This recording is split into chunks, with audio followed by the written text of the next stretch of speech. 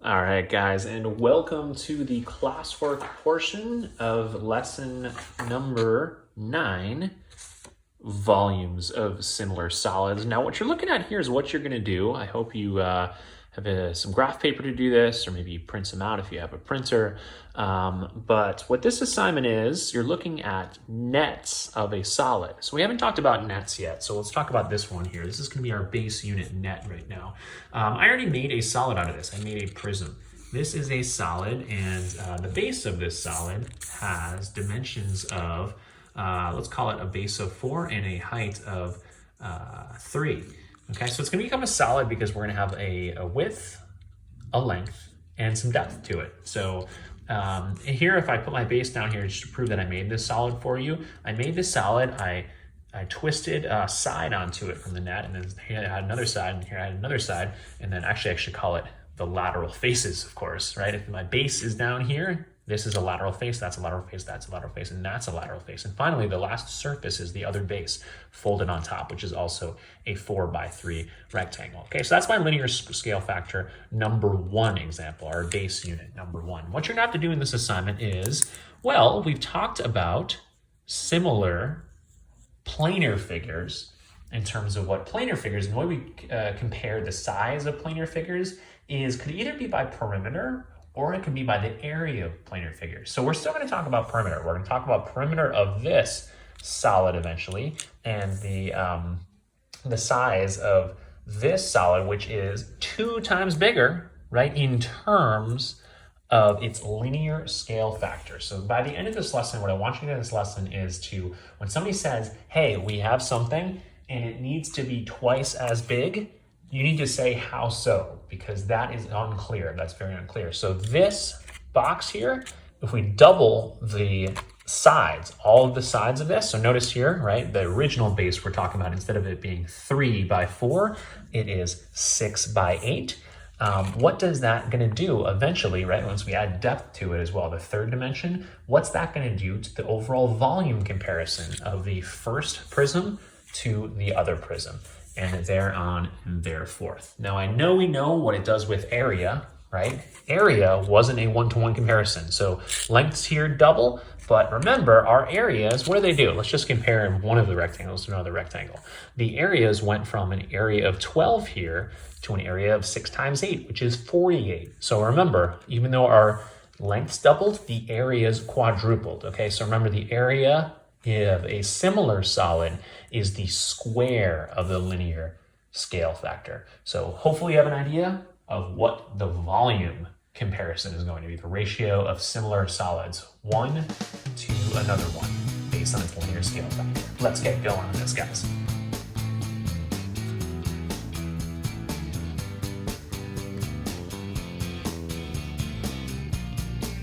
Okay, so let's jump into the classwork here. Again, you're hopefully going to be building some shapes today, so hopefully you have some graph paper to do what I do in terms of generating 4 figures. We'll get to that later. Figure number 3 and figure number 4. Linear scale factor, 4 times as large as that original shape right there.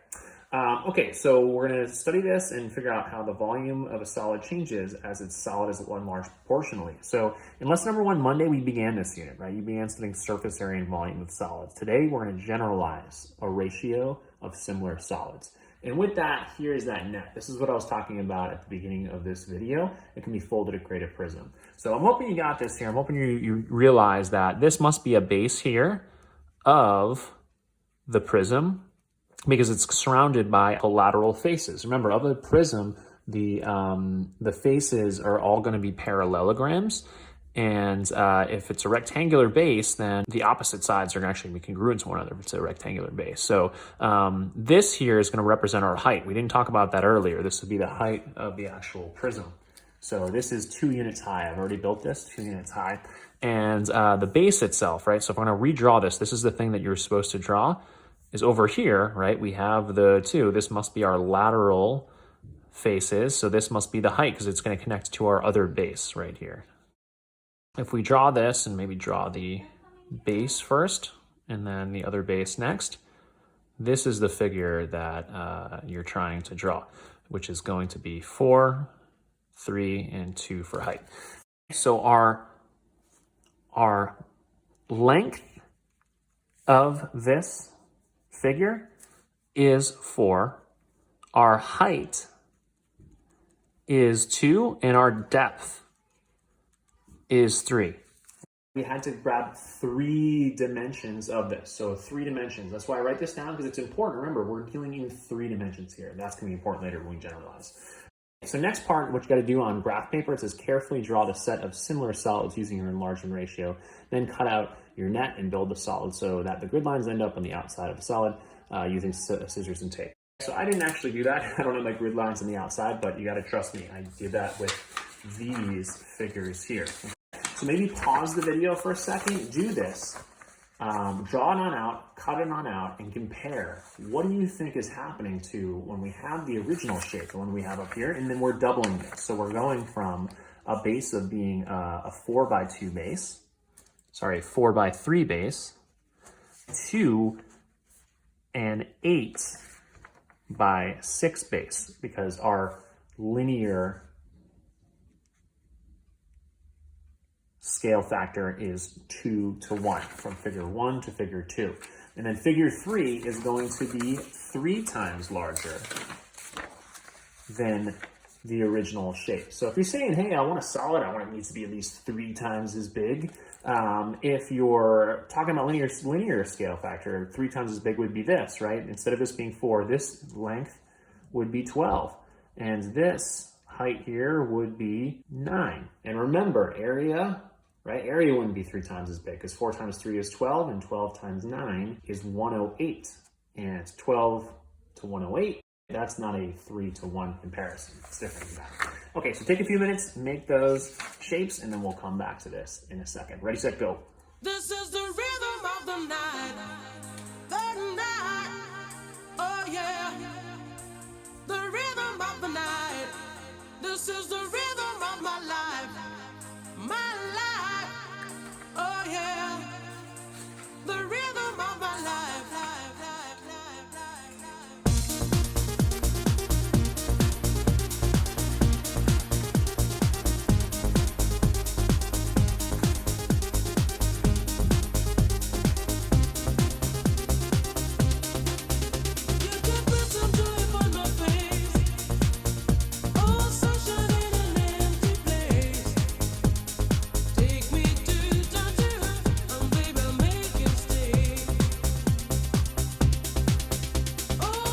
All right, there.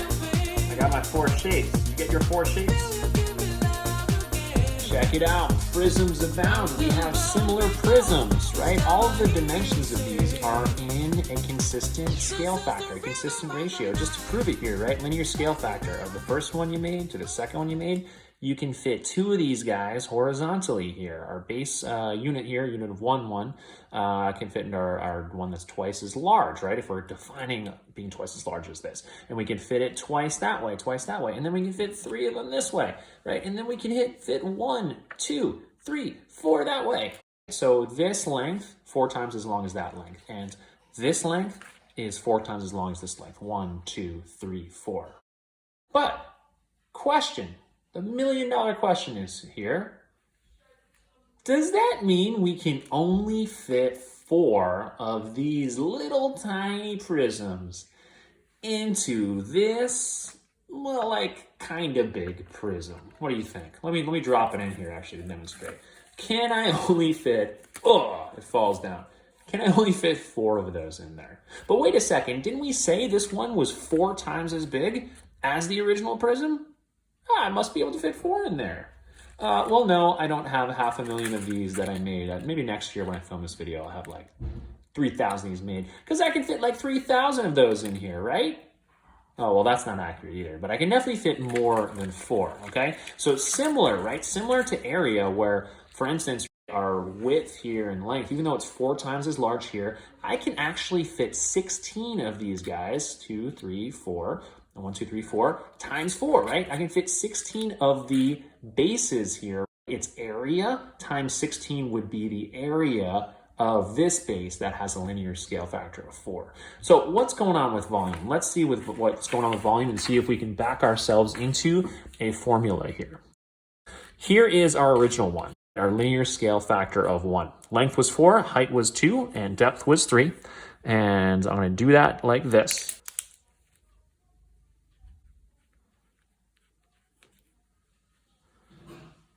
And my new volume, I'm going to write as this: 4 times 2 times 3.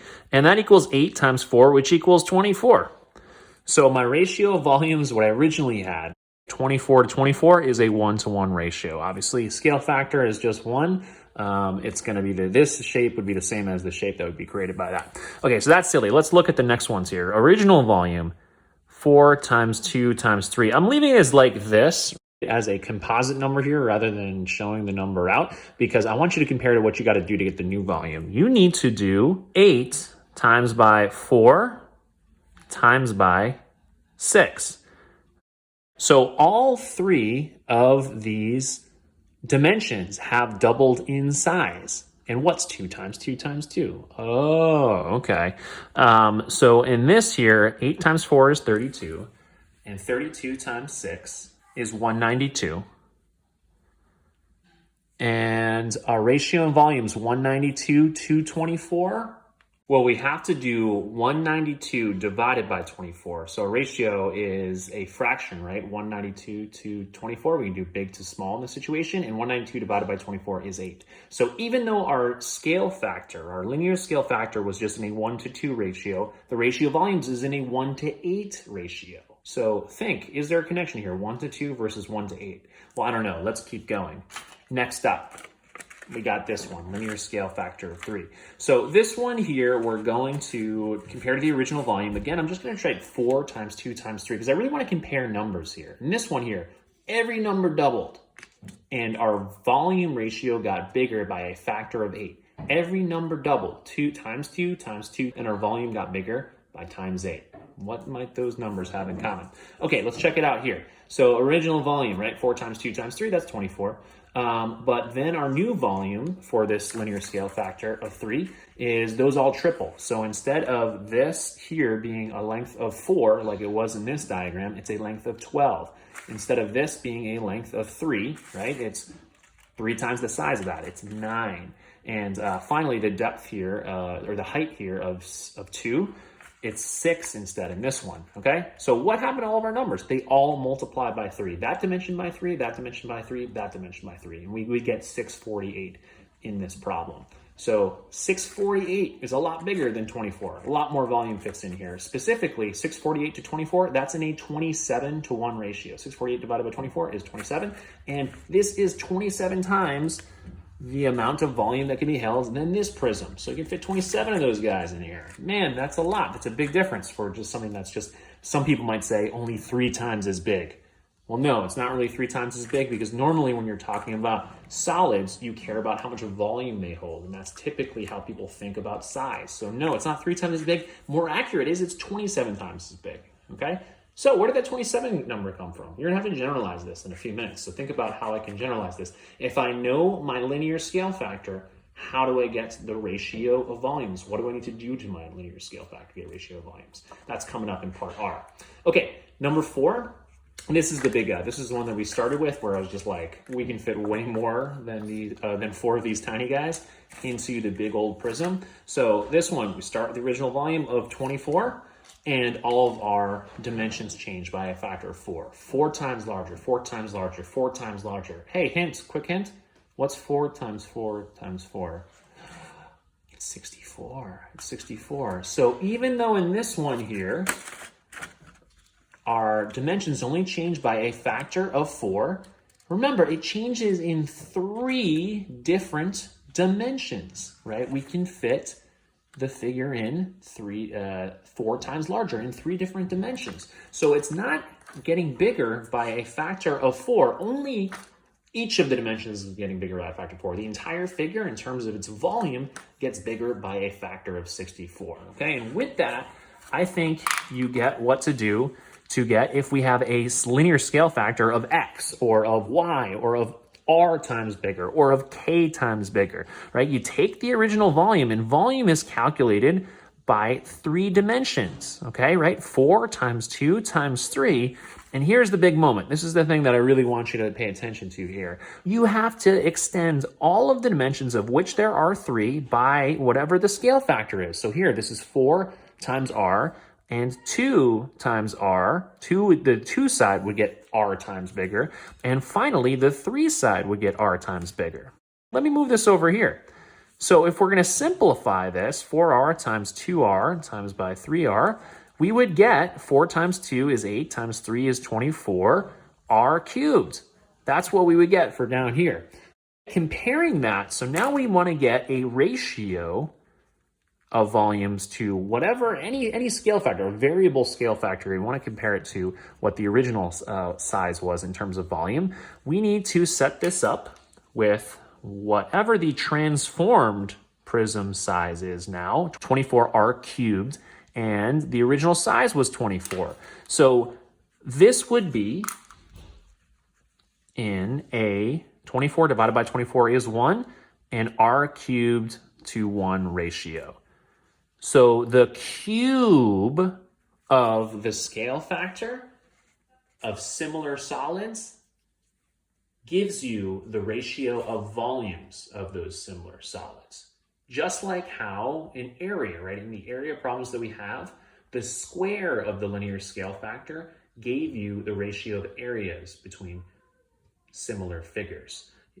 Where does this all come from? Well, it comes from the number of dimensions that change. In area, 2 dimensions change because area are planar figures, and we have height and width of area.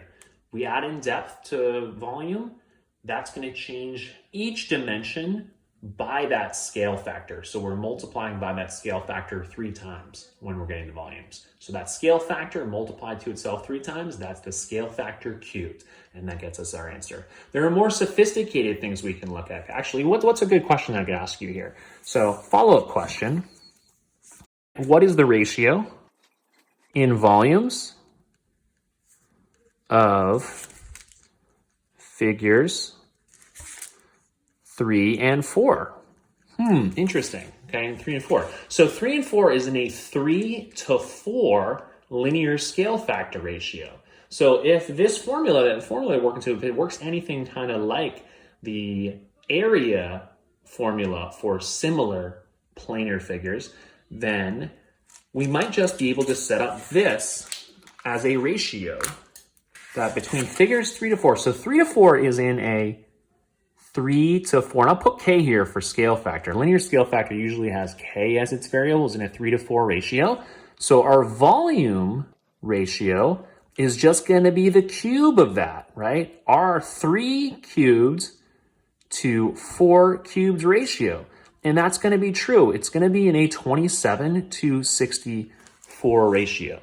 And it is here, 27 to 1 and 64 to 1. These two would be in a 27 to 64 ratio. So you make a figure 1/3 larger, right? So say that this is a length of 3, we make it 1/3 larger, then it would be 4. You make a solid 1/3 larger, it's going to more than double the volume, more than double, right? Because 64 is larger than twice of 27, right? 2 times 27 is 54, that's larger. So the volume's more than double if your scale factor would change by 1/3, right? Going from 3 to 4. Okay, part D is just having you explain what we just did. I'm not going to spend too much time on this. If it's by a linear scale factor of 10, then volume increases by 10 cubed, which equals 1,000. So it'll get 1,000 times bigger in terms of volume. That's why we want you to hear you guys saying that 1,000 times bigger. Well, in terms of length, or no, in terms of volume. And if the solid's enlarged by a linear scale factor of r, it's just going to get r cubed times bigger in terms of volume. And it says explain. And explaining is actually good in this one here. And I would probably say because each dimension of which there are 3 gets bigger by a factor of r. And r times r equals r cubed. That's how we know. Backside's just gonna have to practice this idea. So let's get started on it now. All right, we're increasing this, enlarging this by linear scale factor 2. How wide will the new shape be? Well, it's just 1 right now in terms of width. So it'll be 2 in terms of width, and tall, it's 1 right now, so it's gonna be 2 tall. And how deep? Well, it'll be 3 deep. Nope, it's 3 deep currently. It's gonna be 6 deep now. How many of the 1 by 1 by 3 solids would you need to build the enlargement described in part B above? Well, here we have 3 cubic units here. And because our linear scale factor is 2, we would need to take 2 to the 3rd power.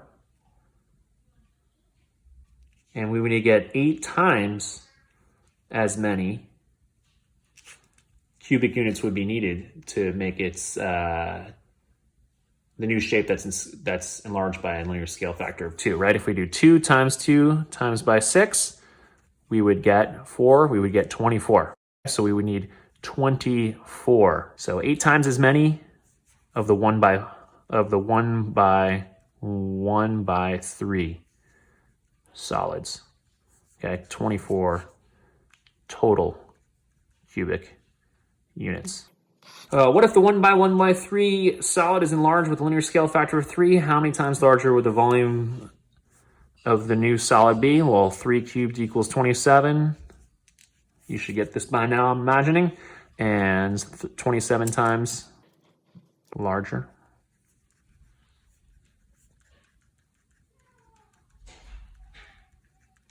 Explain how you found the answer. The cube of the linear scale factor determines the new volume. That's a rule we can use going forward. The ratio of volumes of similar solids is the cube of their scale factor. At the movies, Maurice, he's at the movies now. Oh, see Netflixing at home, I guess, huh? At the movies, Maurice counted the number of kernels of popcorn that filled his tub and found that it had 320 kernels. He decided the next time he would get an enlarged tub that is similar, but has a linear scale factor of 1.5. How many kernels of popcorn could the enlarged tub hold? Well, we're gonna start with 320. And we're not just gonna get 1.5 times bigger, because that radius here would increase by 1.5. But remember, radius gets squared, so we need to multiply by 1.5 again. And the height, whatever the height is also going to increase by a factor of 1.5. So to do this, to change this, what you're really doing here is taking k, which is the scale factor, and not squaring it, you're cubing it, right? Cubing it right here, 1.5. So 320 times by 1.5 cubed is going to tell us if he's enlarging that cylinder by 1.5 in terms of linear scale factor, it's going to get a lot bigger. Okay, so this is why at stores they sell you things being like, I'll sell you like a 10-inch soda for $2 or a 7-inch soda for $1, right? That it might seem like, why would anybody buy the $2 soda? But arguably, that 10-inch soda would actually be more volume than the 7-inch, because that's probably reflective of how all the dimensions change, not 1. So 1.5 times 3, I gotta go. And 1,080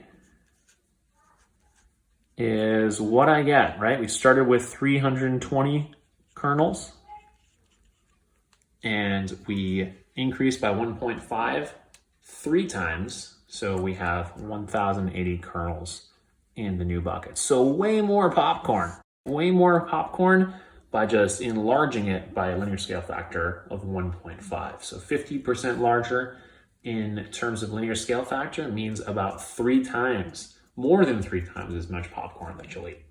Okay, learning log down below here. You don't really have to do these ones. It just says explain how volume changes when a solid is large proportionally. Well, all 3 of the dimensions change by that ratio. Also describe how total surface area changes. Well, total surface area, this is important here. Total surface area, if we increase linear scale factor from one figure to another is k to 1, then the area ratios of similar figures would be k squared to 1. So surface area, that's the thing to be careful of, is that surface area, you're still just talking about, you're adding together so it's the sum of all the areas of the faces of the figure. So to get the areas of the faces of the figure, you're multiplying 2 dimensions. So that's why it's still going to be k squared. Whereas the volume of similar figures is k cubed to 1. So I think that's kind of what they had for you guys to write down in the learning log.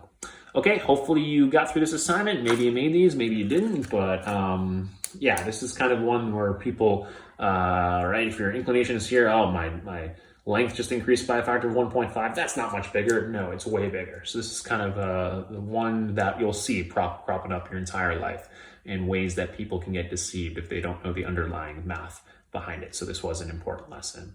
All right, guys, I will talk to you guys soon. This is wrapping up the third week and our first week of our new classwork model. Hopefully you guys are enjoying it. Wait a second. Hold up. We're not done here. Wait a second. So normally when I do this assignment, I give this email ahead of time. People kind of struggle through it. They're not sure. But now you've done the assignment, right? You've done the assignment today. We've looked at what happens to volume when we change by a particular scale factor. I want you to try this to do now, because this is kind of confusing. You all know that in a meter, there are 100 centimeters, right? Centi stands for 100, and 100 centimeters in a meter. Now, one thing confusing when I ask people straight off the bat, educated people might not know this, which is how many square centimeters are there in a square meter, right? Some of the main ways we have to measure length, oftentimes things could get measured in centimeters, it could get measured in meters, right? Things get sold by the length. And there would be 100, right? In 1 meter, there would be 100 of these little centimeters giving it this length. If we're buying something by the length, that would be the conversion. So there are other things in life, and here's why I want you to do this, because there's other things in life we're going to be faced with. I'm going to have to buy something in square centimeters or in square meters, right? Because you're buying something like a cloth or some fabric or something else that's sold by the area that it occupies. You buy material often in square units, right? Square meters, square yards. So here, right, oftentimes I'll ask people this: how many square centimeters do you think are in a square meter? Well, 100, right? 100 centimeters in a meter, so there's got to be 100 square centimeters in a square meter. Well, let's take a look here, right? A square meter is one of these faces of this cubic meter that we have here, because a square meter is 1 meter times by 1 meter. You might have wondered where that came from, and I'm hoping you know, right? A square meter is just simply a 1 by 1 meter square. So this front face here, all these faces in this cube are a square meter. What does that mean in terms of square centimeters?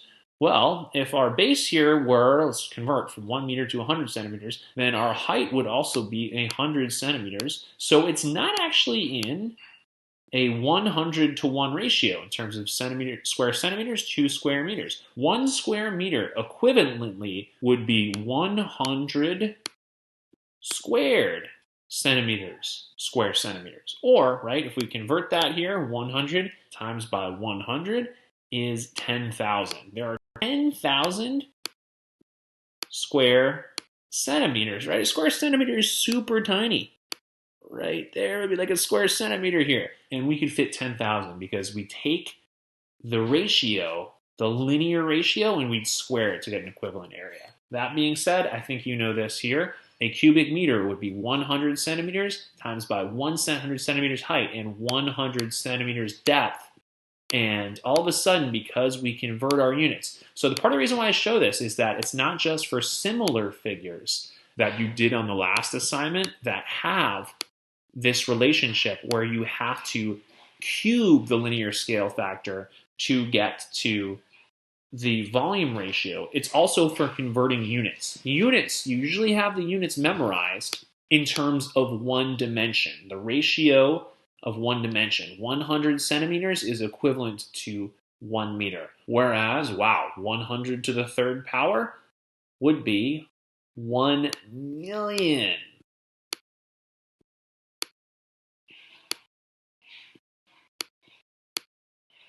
Cubic centimeters. So we can fit a whole bunch, way more of those cubic centimeters inside of this than simply just 100. 1 million to 1 ratio. So again, it's not just about the volume ratios of similar solids, it's also about conversion and how many times, how many dimensions you're taking into account in your calculation.